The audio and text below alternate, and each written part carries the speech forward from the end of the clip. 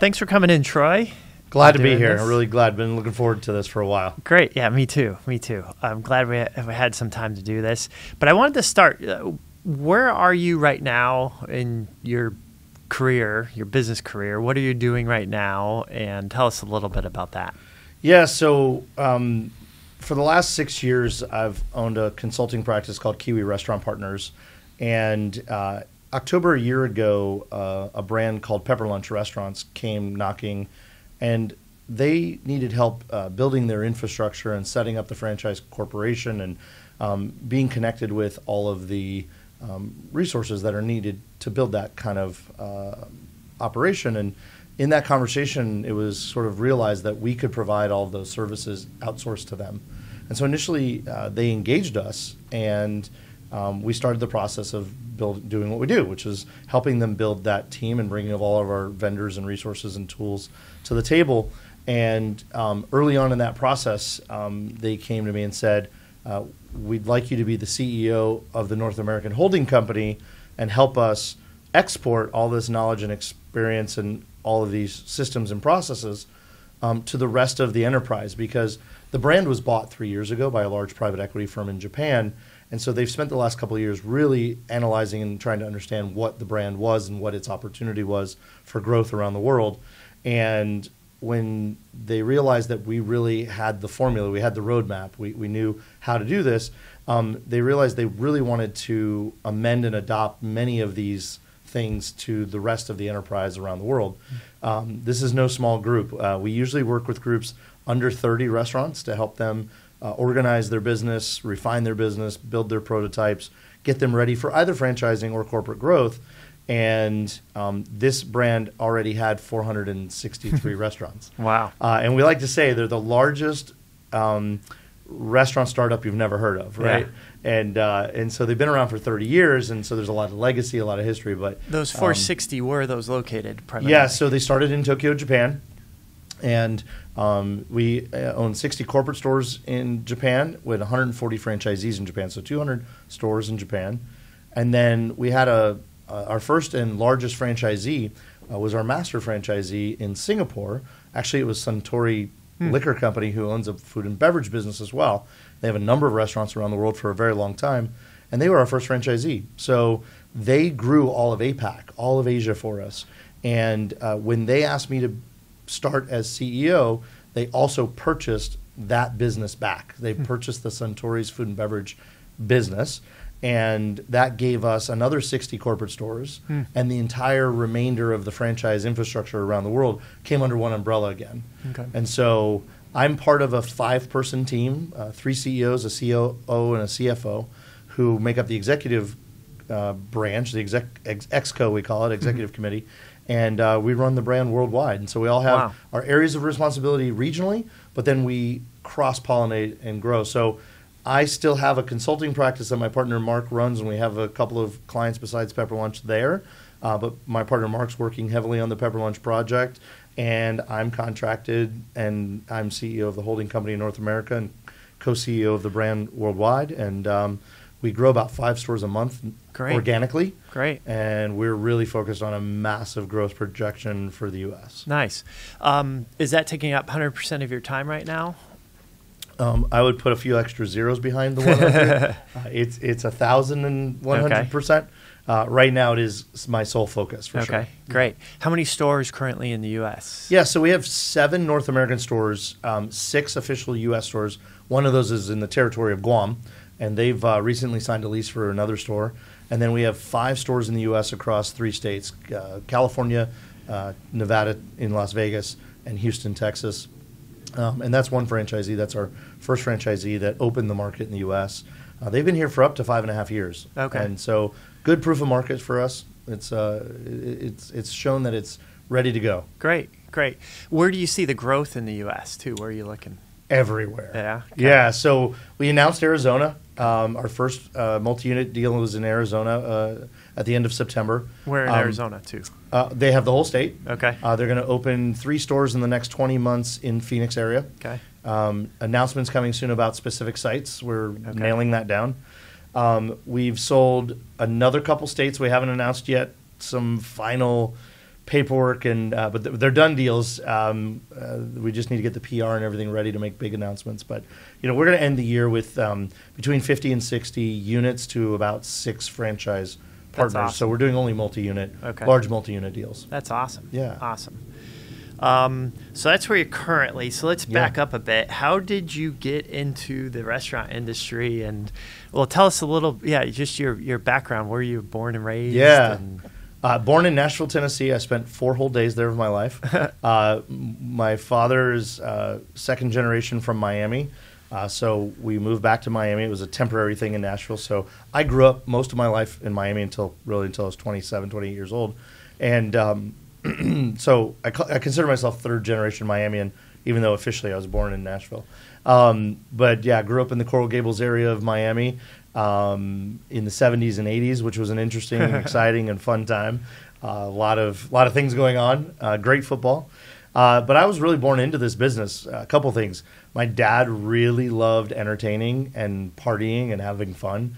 He owned construction companies, basically owned one company with 3 divisions that did different disciplines of construction. And in one of them was that he built bars, restaurants, and nightclubs, or he renovated, or he remodeled, or whatever. And so I spent most of my life, all of my childhood, on construction sites. I mean, he worked 6 days a week, and so every Saturday and certainly many days after school. And as soon as I was physically able to contribute in some way, hand tools, carry buckets, start painting, I did all of it. But, I grew up, when you're in that environment, you inherently, and you're curious, you look into everything, right? Like, oh, well, what's a walk-in, and what's, what is stubbing gas lines and all this kind of thing. So, so I grew up in that space, and then he also loved to throw parties. So I actually think he built these things so he would have VIP access to the space, so he could just throw parties. Cool. So we grew up hosting a lot. So I grew up with a mindset of hospitality, right? I love making what now you might call a charcuterie grazing board. Back then was just rolled up ham and cheese, right? But I love making the platters and baking the pies and doing all the things he loved to do. So I grew up with a very strong sense of hospitality and hosting and being the conduit of a good time. Okay. So that was the impetus for my interest in hospitality. Okay. So you didn't want to do the construction route, though. You wanted to get more. He handed me the company, and I sold every asset except for the tools that I kept for myself. Oh, yeah? Yeah. Okay. He retired, and he said, here's the trucks, here's the things. And I said, yeah, I'm good, thanks. Okay. Whether that was the right decision in life, I'm doing okay. But, certainly there was some legacy there. Yeah. I come up from a family of entrepreneurs, so it made sense to probably pursue something like that. But I was just so over construction. And, you grew up on it. You just had enough. Right. Yeah. That's funny. You mentioned you come from a family of entrepreneurs. When you say that, so do I, and I think that's why I'm on my own too. Right. And so your father, anybody else in your family? My grandfather was a master plumber, owned his own plumbing company. Okay. All of my father's siblings were entrepreneurs in different fields. Yep. One of them was a professional financial planner for the last 40 years. Okay. They all just had their own firm, business, shop, whatever, right? Yep. I actually thought of this the other day. I'm not sure I know anybody in my family that actually had a job. Like, I can't think of anybody who works for somebody else. I have a first cousin who's very high up in the Hollywood, Florida fire department. So I guess you call that a job. He had a career. But besides that, they've all been entrepreneurs. It's pretty crazy. Yeah, it's definitely, I can tell there's generational aspect to it. And you're born into it. It's hard to come from a family that's worked for somebody else and then go out on your own. And it's funny, the mindset. I just was talking with somebody yesterday.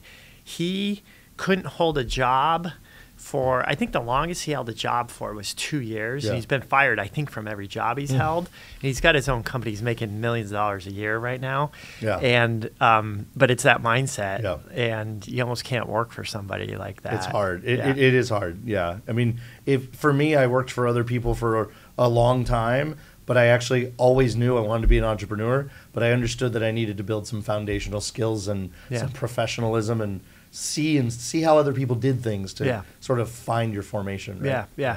So schooling, what? How did you do in schooling? Did you like school? I hated school until I got out of high school. It's funny. I hated school And I've been told many times by counselors and things, it's because I wasn't challenged. The public school system wasn't challenging me. I'm not trying to say I'm too smart or whatever, but it turns out that I'm a lifelong learner and that I want to learn much faster than traditional education offered me the opportunity to learn. So as soon as I got out of high school, which I graduated a year early, they kept skipping me grades because I was bored and not performing. And they said, oh, well, he could, So when I got out of school, I did some vocation. So I went to culinary school at 17. And at 18, I went to maritime school I wanted to be a captain. Cool. And you know a little bit about me in that regard. And from 17 to probably 36, around, I always sort of had two parallel careers or interest tracks. And when I say that, I was like, when I did a hobby, I did it really hard and really deep, right? Or I did another thing, I really mastered it. So I kind of just always need that other thing that is balances, the effort and both sides of the brain. Right, I think. right. Huh, that's funny. I've got that too.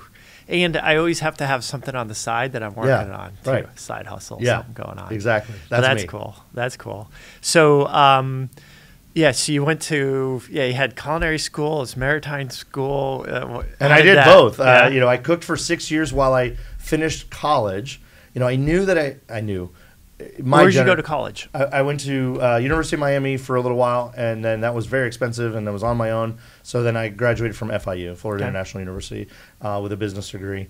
And I knew that I needed, because I was really interested in business, and I knew I needed it to be an entrepreneur and be successful, it was enough of a driver to stay engaged and do well. But man, like the prerequisites, like I just struggled. It's whatever I had to do to get by, I got by. Yeah.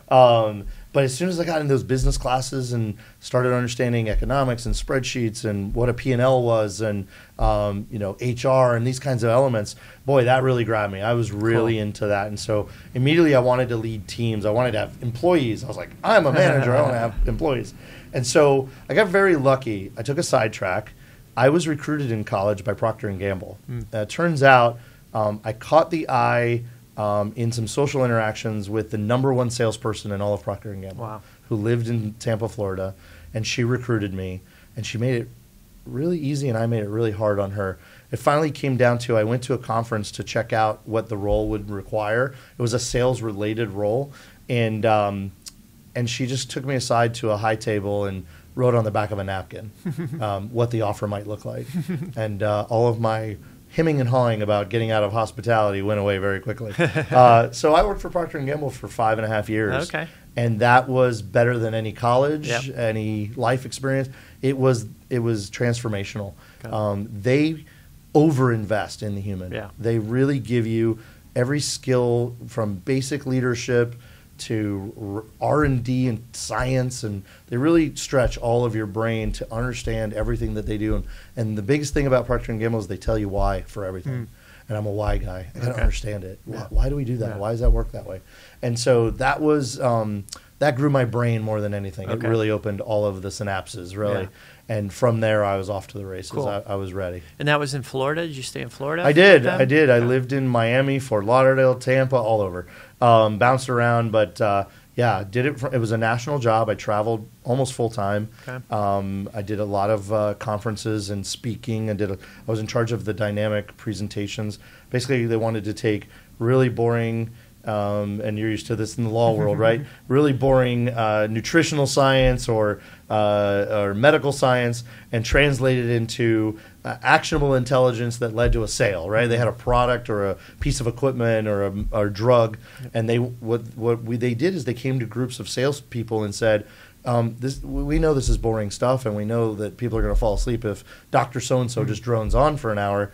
How can we take that and mix you guys? How can we do a Cirque du Soleil of this kind of thing? Like, how can we make this interesting? So we did a lot of fun stuff. Cool. We threw big parties. And by the way, this is in the 90s, so there was an unlimited fund of if you wanted fireworks, you got fireworks. You wanted dancers, you got dancers. Whatever kept people awake and engaged in the data. But I had that little stint there that really put me in a position to understand how to lead groups and how to meet goals and strategize long-term plans and all that kind of fun cool. stuff. You mentioned this maritime. Did you get back to the maritime? I always was on a boat. Okay. If I was not so when you were working, I you was had on the a boat. side job then? I did what we call cash captaining. So in South Florida, there's a lot of crew and captains, and there's a lot of boats sitting idle. And so through social networks, it all started actually with my first serious girlfriend's dad was a physician. He had a 72-foot sport fish boat, and he could not manage it alone. Okay. It's too big for one man. Yeah. He had his mechanic, he had his boat washer, he had all the stuff he needed, but he couldn't take the boat out. And honestly, he didn't have a big social network. So, finding 2 or 3 friends was hard to get schedules coordinated. And so he latched onto me as a very young man and said, "What do you want to be?" And I want to be a chef, and I want to own my own restaurant. And he says, "But you love boats. You're always about my boat." And I said, "Yeah, I love boats, and yeah, I'd love to be a captain. That'd be great."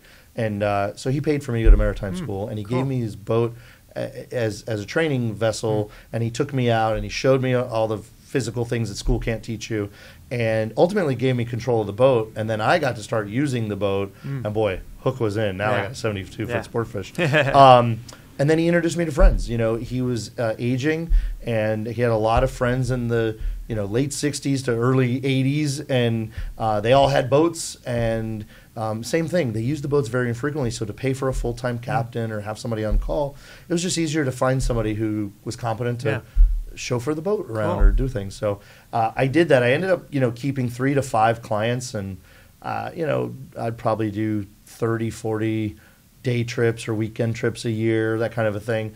But in my role, I had complete flexibility at Procter. This is while I was at Procter & Gamble. I had complete flexibility as outside sales, outside, not in an office every day. And so literally you could call me on Tuesday and say, "Hey, can you take us out for lunch tomorrow on the boat?" Cool. Sure. That's cool. And for those that don't know, in South Florida, it's a little different than other places.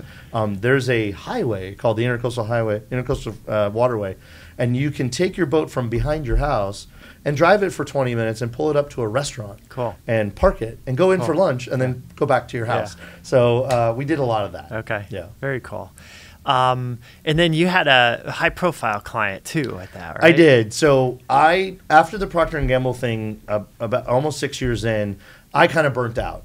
They actually gave me an opportunity to have a VP role that would require me to move from Miami, Florida, with an unlimited credit card traveling the world on their dime, and I set the tone for a reason, to Cincinnati, Ohio, to a big glass building wearing a blue suit and a white shirt and a blue tie. That was the most terrifying thing that ever came in front of me, because I saw that if I had, in my mind, if I had done that, if I had taken that role and moved to Cincinnati, that would have been it. Yeah. I would have done 30 years, and the exciting life was over, right? And as a young man, that was terrifying. Yeah. I was like, wait, the boats and the girls and the money and what? No way. So I quit. I really just quit. And it was a great experience, actually. I was asked to help with the transition, and they gave me 6 months of my benefits. They gave me a going away package. It was fantastic. But I took some time off. I said to my dad and my family, "Man, I'm just burnt out. I'm burning both things for a long time as a young man. I've got money in the bank. I can do anything I want. I don't know what I want to do. I just got to rest." And so I took a few months off. I moved up to the North Georgia mountains for a little while, to kind of clear my head, spend some time with my family that had moved there when my dad retired, and then of course got itchy. And most of my life follows the following path up until my wife. Why did you move from here to there? Why did you take this job to that job? Why did you do this? I met a girl. And so I met a girl, and I moved to Charlotte, North Carolina for a little while, got involved as a partner in a large dive travel, scuba diving training center and dive travel business. That started putting me out into the Caribbean and around the world, having a good time for 2 years.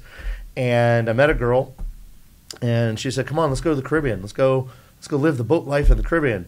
And so I moved to a little island called, sight unseen. Never saw the place, never been to the place.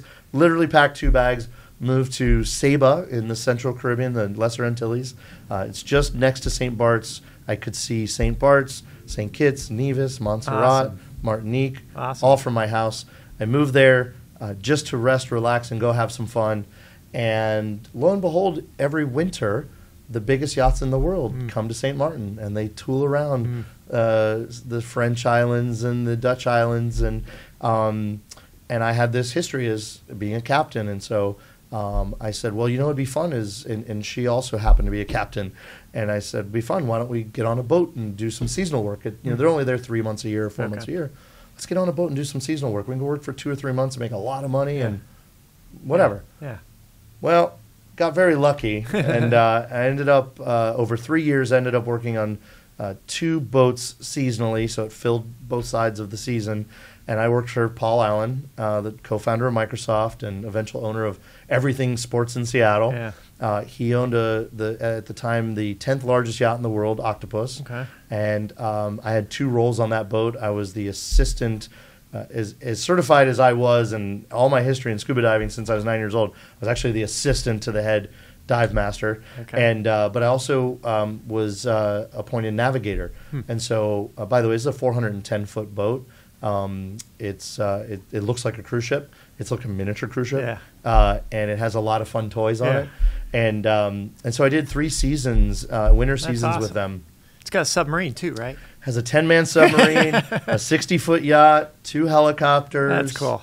The back of the boat opens and actually floods the back, so the boat and the submarine can float in and out. Pretty ridiculous experience. Did your culinary background? Zero. No. I appreciated the food. Yeah. It was amazing. Okay. But that was the one weird thing I actually only thought of in the last couple of years is I think that I realized doing 5 or 6 years of cooking through school that I really enjoyed hospitality. I really enjoyed the business of it. I was really intrigued by that. I really enjoyed cooking for other people. I didn't like doing it under other people. Like, I didn't like being the underling to the screaming chef. Okay. And literally, if you think of it, I saw it. Throwing pans at people, cussing at people, firing people on the spot, the whole thing. Okay. Right? Storming out. I saw all of it. And that really turned me off. And so it's really funny, when I was in the yachting space, I was a little surprised that I never wanted to even go in the kitchen. I was soured to the idea of commercial cooking or professional cooking. Yeah. Okay. Very cool story.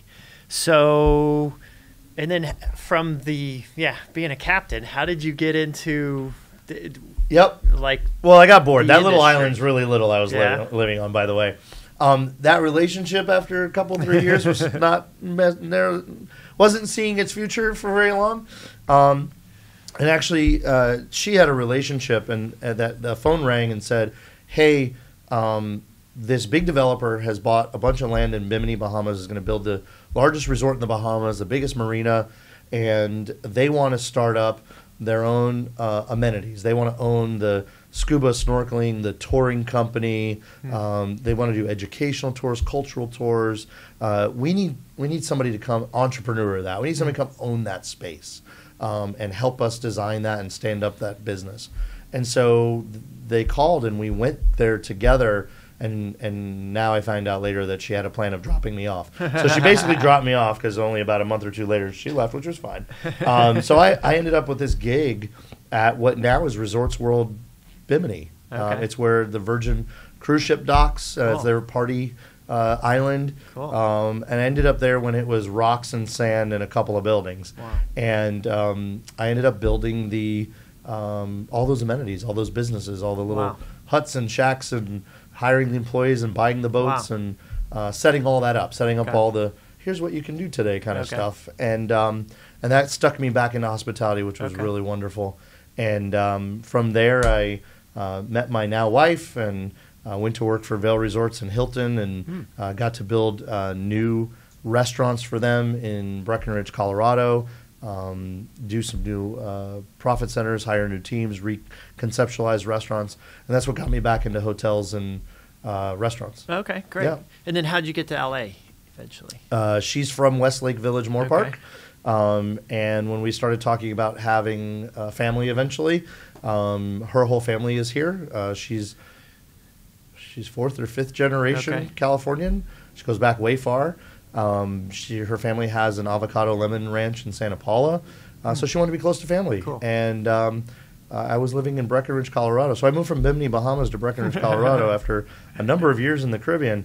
I was perfectly happy to get out of the snow and the altitude, by the way. Yeah. I'm a below sea level kind of guy. Breckenridge isn't that bad, though, too. It's 10,000. It's 9,200 feet in this town. I lived at almost 11,000 feet. Yeah. I could hardly breathe for years.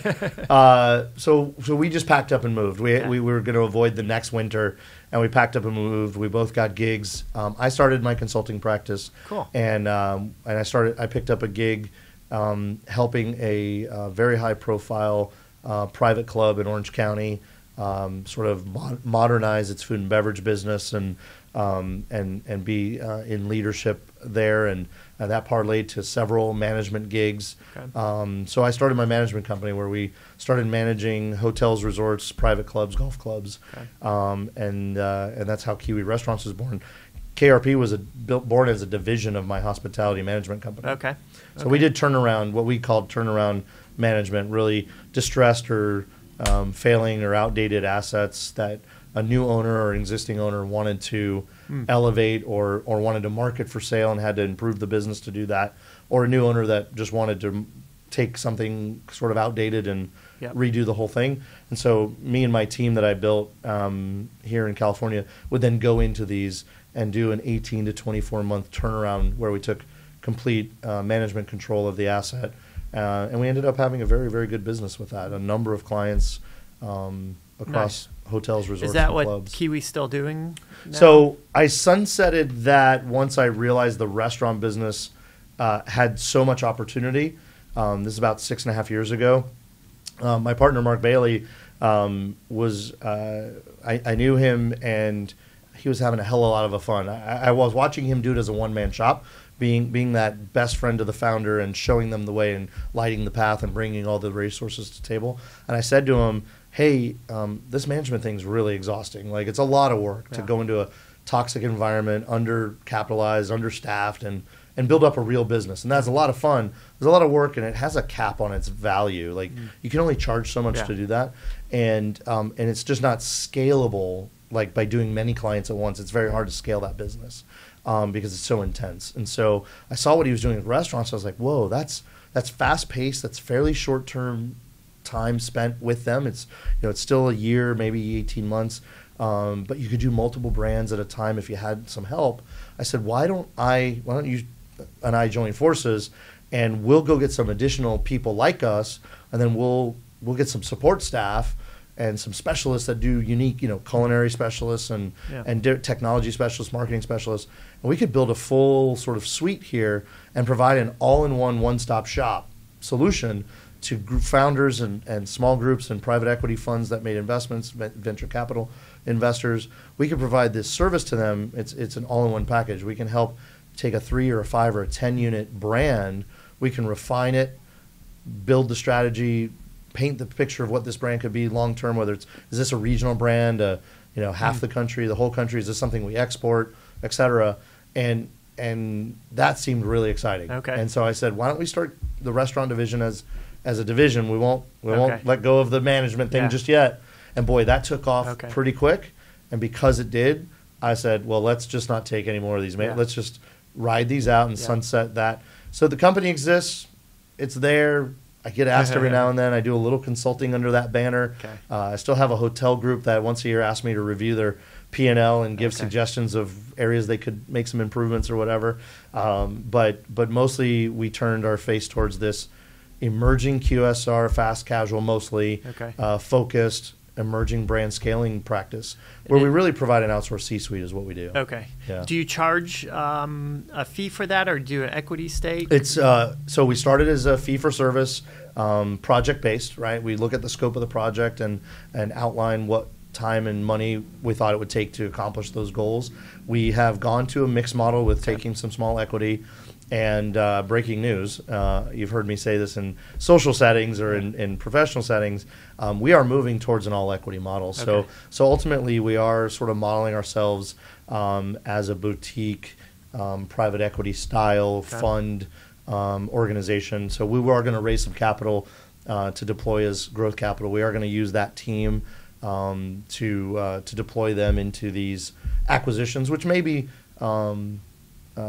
investments and minority positions, maybe 51% majority positions, and maybe 85, 90%. We want to keep founders involved. We want to keep founders monetized and motivated because we're really looking at concepts and ideas that could be something really special, but the special sauce started with that founder's idea or that thing they do really well, whether they're really good at brand or they're really good at culinary or they're really good at logistics. Some are just really great logistics people. So so we're moving forward. That is the goal for KRP. Yeah. Now on that front, for like a founder or somebody thinking about starting their own brand, becoming an operator on their own, what areas are hot right now? What are you looking to, or where do you think the trend's going in the hospitality industry? Yeah, and this is not an infomercial for Pepper Lunch, but the reason we chose to engage and participate and get so deeply involved with Pepper Lunch is it actually ticked off several of the boxes I'm gonna label here. Number one is Gen Z and younger. We've all talked about having a social cause. But it's really less about that you plant your flag with a social cause. It's more about authenticity. If authentically you're aligned with a social cause or a movement or an investment in clean water or organic farming or whatever that is, great. Don't do that as a gimmick. Yeah. That's not your marketing play. Yeah. So authenticity is really important. Pepper Lunch was born in Japan by a master chef in Japan. Super authentic. The recipes haven't changed in 30 years. So authenticity is really important. So when you think about brands, ask yourself, who really is a very authentic brand? What if I create an idea, what is it I'm doing that? Why am I doing that? Who am I doing that for? What am I trying to solve? Who am I trying to serve? Do they really need it? So authenticity is number one. I'm really hot on experiential. It's got to have some kind of authentic experience or tie back to, if you're going to do a Portuguese restaurant, what is it that's in Portugal that is experiential? Well, one dish is you set sausage on fire and it cooks in this casserole dish at the table, right? It's got to have some kind of entertainment aspect to it, or some kind of brand connectivity point, some interactiveness to the brand. That could be fully digital. It could be in Web3, but there's got to be some sort of activity beyond a transaction of order and eat, right? Simplicity. When you see things like Dave's Hot Chicken and Raising Cane's and that whole genre and category, these guys are serving 3 to 5 menu items total. Simplicity in operation, simplicity in product, easy to understand who you are and what you offer, and then just live and die by the fact that people either love it or don't. And that's okay. You just want to maximize the people that love it and make them come back more often and have loyal customers that you have a good relationship with. So these are themes that, if you're thinking of creating a concept, most people start with a recipe or their culture or a delivery model or a service model. That's great, but that's not a brand. And that's not a recipe for success. You've got to surround it with these elements that people care about. Yeah. Interesting you bringing up Web3. I've been interested in that. It's been, 2 years now, a year and a half. And we're in a winter on that right now. But I'm hearing people talk about it more and more the last just month or two. Do you think there's a play on that still? Where do you see that? As soon as Ready Player 2, the movie, comes out, we'll be off to the races. You're right. Fits and starts. I think the pandemic both accelerated lots of areas of thought there, but also paused investment and paused people's ability to engage. A lot of people have played. It's very early on. I mean, we are in the transition from horses to cars, right? We are in the transition from radio to TV. And as fast as technology moves, adoption does not always move as fast as certainly technology can provide itself. And so I do know for a fact we are going there, right? Blockchain is real, it's happening. AI is real, it's happening. People are interacting in digital realms more and more every day. People of our genre of age aren't as aware of or as involved in, but there are very, very large companies being built. I'll give an example. In Asia, there's a company called Webtoon. And Webtoon, if you imagine Netflix was bigger than Apple, Google, and Microsoft put together, Webtoon's getting there in their distribution business. They're taking individual people's IP, the creators are creating anime or manga or videos or songs or music, things of this nature. They're taking all this media and they can upload it to this product called Webtoons, and it's a distribution channel. Webtoons sees what of those IPs are getting most interactivity and then buys them or invests in them or accelerates them, right? Yeah. So it's kind of like the Netflix model but on steroids. Well, in Asia, there's a lot more human beings, and so these things scale much quicker and much bigger. And now this is a platform that something into the tune of 2 billion views a day are happening across multiple countries. It's just opened up in the United States. This is a digital realm people are spending a lot of time. It's the TikTokification of interactivity. You can view anime comics like a TikTok feed. Okay. And so the next generations are living in these environments. And so the question is how can a brand authentically engage? We are actively pursuing and investigating how could we authentically align with some of this IP. How could Pepper Lunch or any other brand, but specifically because Pepper Lunch is an Asian brand, how could Pepper Lunch insert itself into some of these IP storylines so that it is authentically a piece of it? Look, the reality is the people writing these things and animating these things are eating at Pepper Lunch. Yeah. Right? We're in every Asian nation almost. And so there's an awareness and a ubiquitous awareness of this brand. Why wouldn't we show up in the places that our customers and our future customers are spending their time? Yeah. And why wouldn't be an authentic participant in that environment? So I just want to see these characters go to Pepper Lunch for, a gathering before they take on the villain. Yeah. Right? That's all I want to see. So with Pepper Lunch specifically as an example, are you actively reaching out to those influencers then? No, not yet. That? So we are engaging with the platforms. Okay. We're saying, okay, TikTok, tell us, how do we live in TikTok? Okay. If we're going to do TikTok, we're going to do it right.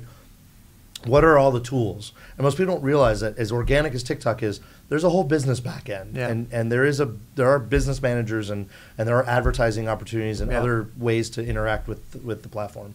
And so we're looking at things like TikTok, definitely Snapchat. 60% of Pepper Lunch's customers are under 35. 50% are under 30. Okay. And so we know Gen Z and then Gen Alpha coming up is the longevity of our brand. It is the investment we must make. So we must understand where they are and how they're communicating and how they're interacting. Nice. I think that's the future. You've got to be on these social media platforms that we don't even know about yet. Right. Right. And they grow so fast. Right. They either crash really fast or they crash really slow over a long period of time. Right. But people think like Snapchat is a platform that is in that slow, constant decline. It's weird. Snapchat has found its home in college-age students, 18 to 22. By the time you're 24, you're probably not on Snapchat. Yeah. 16-year-olds, not so much really on Snapchat, but boy, you get 17, 18 years old, you go to college, Snapchat is the communication tool for all college campuses today. Okay. And because so many college campuses are now heavily populated with Asian visa students, there's even more cross-pollination of cultures, and not just Asian, but Indian and South African and the European nations. So the globalization is very real because of the digital interactivity among people under 25. Okay. They live there. They're very used to talking to people across the world freely. Yep. And so you have the opportunity to export your brand, import brands, make fusions. Yep. That's awesome. Collabs. Yep. I think collaborations is a big thing. Yep. It's a big opportunity. I'm really excited about brand collaborations and co-branded activations within venues or pop-ups or festivals or airports. I think there's a lot of opportunity there. Awesome. No, I could go on and on, but I'll move on. I want to be respectful of your time. But I think that's a fascinating area. Bringing it back to California, and we'll start wrapping it up here, but I wanted to get your thoughts on California. We talked about this briefly before we started, but what are you seeing in California? What are you seeing for expansion here in California for operators? I know it's a difficult time with just the employment laws, the regulation, trying to build out a new restaurant. is becoming seemingly impossible here, and you're hearing about the flight from California. Are you seeing that, and what are your thoughts on the future of California? Yeah, well, let's take it back a year. When the FAST Act was introduced, I quickly started getting on the phone with my contemporaries, other C-suite CEOs and leaders in the industry, especially at the larger brands that would be impacted immediately. And in many of the medium size, I'd say that 30 to 100 unit growing emerging brands, regional brands we would refer to them as. And I started asking them, what is your plan? What are you doing? It was a 100% unanimous vote. We are not pursuing growth in California until this solves itself. FAST Act was put up for referendum. I think people forgot about it for a minute. We started seeing franchise sales and new store and corporate store openings again. But certainly people pulled way back. They said they weren't going to do anything. They pulled way back. They paused projects that weren't already far enough along that they were committed. There's definitely a big pumping of the brakes. Then when AB 1228 came out and was threatening and was certainly passing, and that was the co-employment threat, again, not only did they stop, they kind of said, well, now this is too much. Yeah. Now you're showing us, California, that you're just going to keep picking away at this. You're not going to wait for the respect of the vote of the people on the FAST Act. You're just going to keep rewriting the FAST Act into different iterations until you sneak one through. And once that precedent's set, you know. So it really has tainted the market. There are many brands that are so ingrained already, they have no choice. Yeah. I will tell you without any hyperbole, I had a deal on the table to be a multi-unit franchisee of a brand that does not exist in California. I talked them into letting me do California, and they had no plans for California. And they have 2 brands now. And it was going to be a 20-store deal. I was going to ultimately, over 10 years, employ 1,200 employees and generate $100 million a year in gross economic generation in Southern California with these expansion of this brand, and they pulled the plug on me. They said no, thank you. Yeah. They were only convinced because of our robust experience in California, our history and proof of doing good business in the restaurant space, and having a really great team that they believed in. But they're not from here. And they're like, no, thank you, California, because it's just not worth it. So what I want to say to everyone in California, especially voters and especially legislators, is there is a breaking point where I believe we're at it. Despite the population flux, when we talk about business, what you don't see the impact is what doesn't happen. Everybody talks about, well, restaurants are going to close and employees are going to lose jobs. There's going to be less employees. Some of that's true, but it's not. I don't believe that's going to be at a scale that's going to be overwhelming to the legislature to reverse, or the voters to reverse.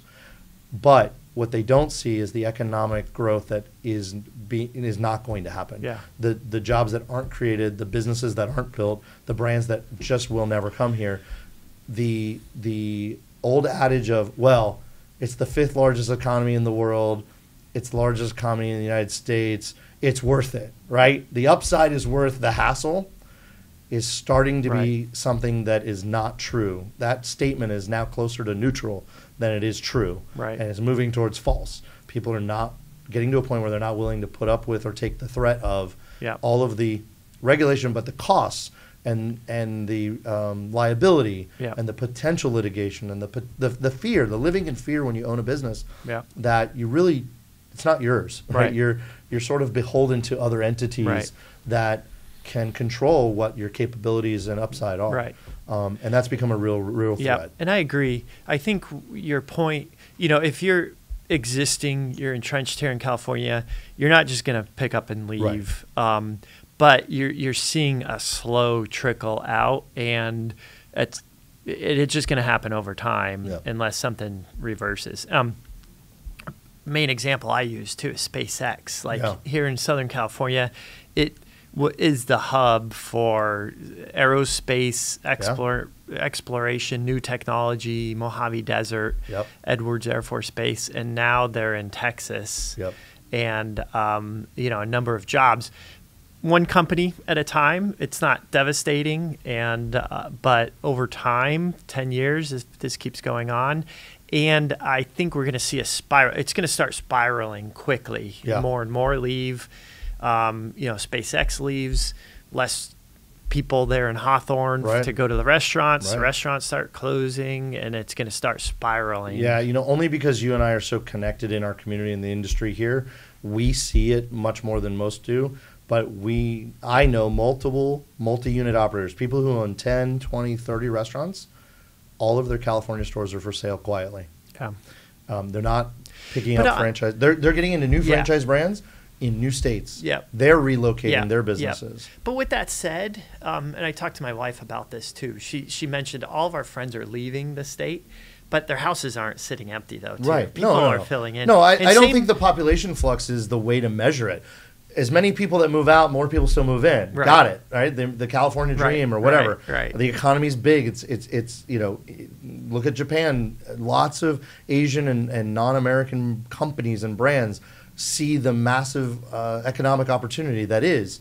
But I think more importantly, it is those businesses that don't get built. It is those empty commercial spaces. It is empty office buildings.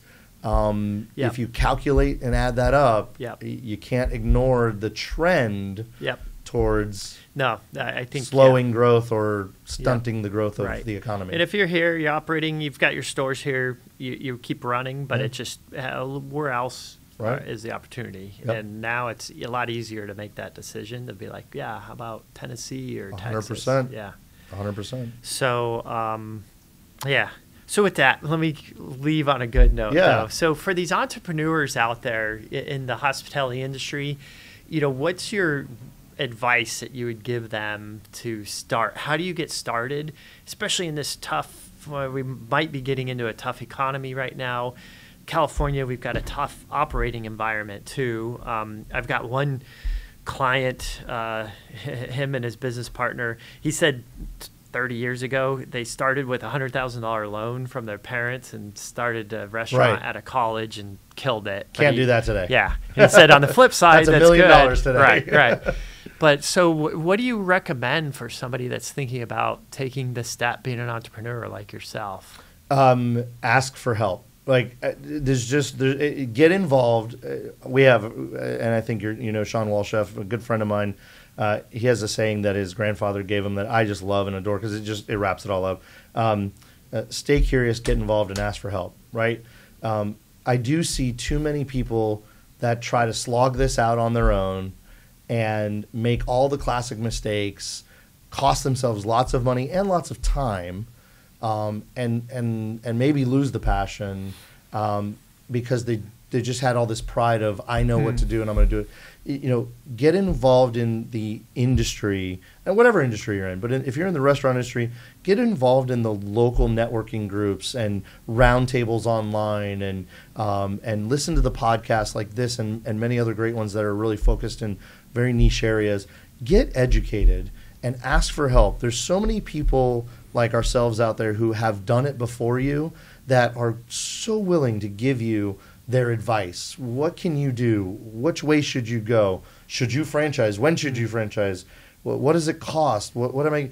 And I think most entrepreneurs underestimate time and dollars. They always underestimate how long something's going to take and how much it's going to cost.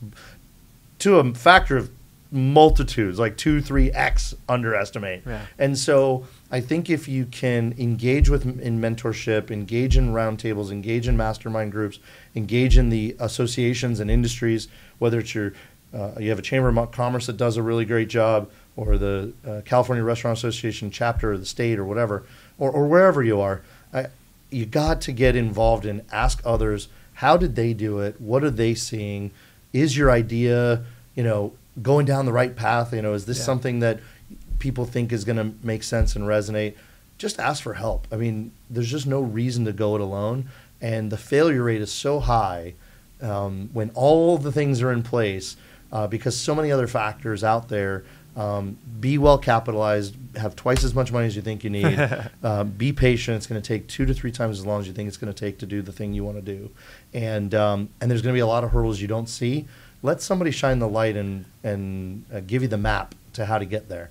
Because there's a lot of people, whether you pay for it in a consultant like ourselves or mentorship, or you get somebody that you maybe give a piece of your company to. Hey, if I gave you 20% of this company, would you be my advisor, and would you bring your friends and vendors and introduce me to your lawyer and introduce me to your accountant? Will you help me solve all the problems before they're problems, right? Yeah. That's a path, right? Yeah. Having a strategic investor, a strategic advisor, board member, partner in the business is another way to solve that problem. Yeah, that's great. Well, thanks for coming in and doing this. Before we leave, though, where can people find more about Pepper Lunch and contact you? Yeah, pepperlunchrestaurants.com, Okay. Pepper Lunch Restaurants on LinkedIn, j.troyhooper on LinkedIn, but if you just sort of search Troy Hooper Kiwi, Troy Hooper Restaurants, Troy Hooper LinkedIn, you'll find me. Awesome. We do a fair bit of PR, and I do a fair bit I of see these. a lot on LinkedIn. Yeah, we So do a lot of that's good. podcasts too. That's So awesome. That's awesome. because of that, I have a phrase that I'm weirdly accessible. I'm easy to find, and I'm easy to get a hold of, and I'm always excited to chat with entrepreneurs and talk to contemporaries and other folks in our industry about what they think and what's going on. I want to learn as much as I want to share what I've learned. So Cool. Yeah. Awesome. Thanks, Troy. Thanks for having coming me. in. Yeah. Appreciate it.